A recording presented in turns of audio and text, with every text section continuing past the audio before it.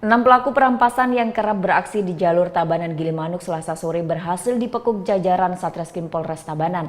Keenam pelaku yang meresahkan para pengendara ini biasanya beraksi pada malam hari saat jalur tersebut sedang sepi.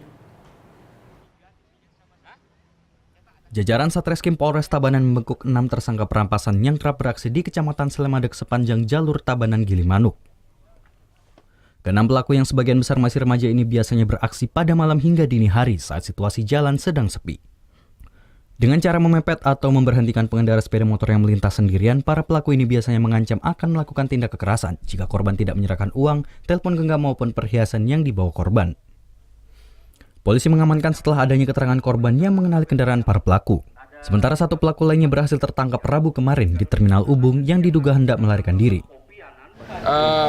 Hasil penyidikan yang kita dapat ada 4 kali mereka melakukan. Namun korban yang berhasil kita dapatkan, kita periksa, baru ada 2. Namun tidak menutup kemungkinan ada peristiwa-peristiwa lainnya atau korban lainnya. Sehingga ya kita mengimbau kepada masyarakat untuk tidak sungkan ataupun untuk mau datang melapor ke Polres Tabanan. Dari penangkapan ini petugas mengamankan barang bukti berupa 4 sepeda motor dan uang tunai Rp365.000. Sementara dari ke-6 pelaku, 3 diantaranya masih berusia di bawah umur sehingga polisi tidak melakukan penahanan.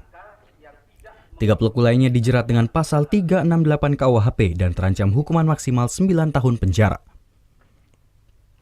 Surya Sanjaya melaporkan untuk NET.